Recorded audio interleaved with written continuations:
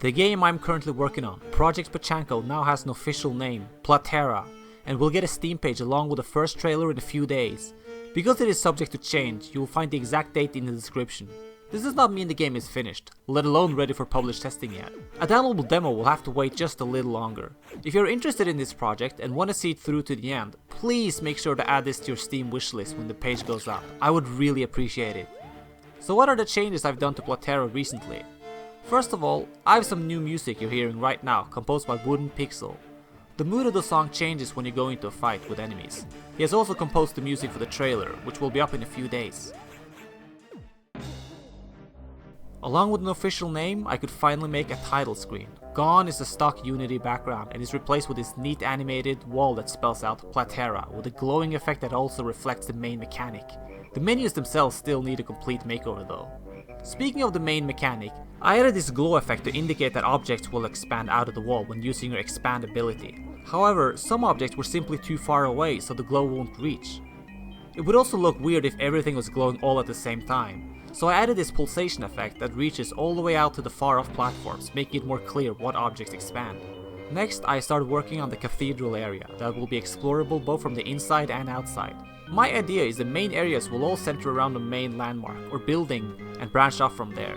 Minigames will often go for a specific theme for each area, a grass theme, a desert theme, a snow theme, but then they don't really think about where the area is supposed to take place.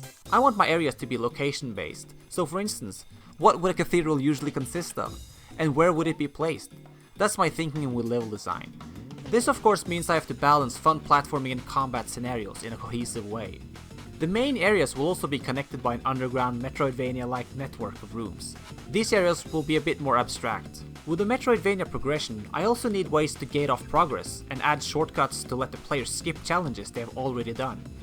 Therefore, I have added unlockable doors and switches that will unlock permanent shortcuts. Finally, I have added a director camera that allows me to move the camera around in-game, making recording devlogs and trailers so much easier. Thank you everyone so much for the support so far. If you did watch this video till the very end, you probably are more interested in Platera than an ordinary consumer does. In that case, I do recommend you to join our Discord server.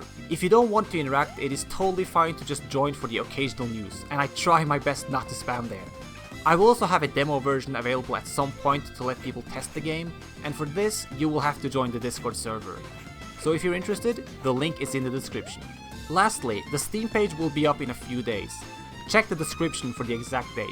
I know I've already mentioned this, but I cannot stress it enough. I'm not an expert on marketing, but as far as I understand, the more wishlist entries a game gets early on, the more Steam makes that game visible for others to find. If you watched the video till this point, you probably have an interest in seeing this game grow. So in that case,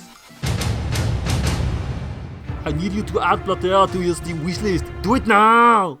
Or whenever the page is up. It would be truly appreciated. Thank you so much for listening, and I will see you in the next video. And my friend Tobias has been working on his game Rushaug for 14 plus years, so wishlist that too while you're at it.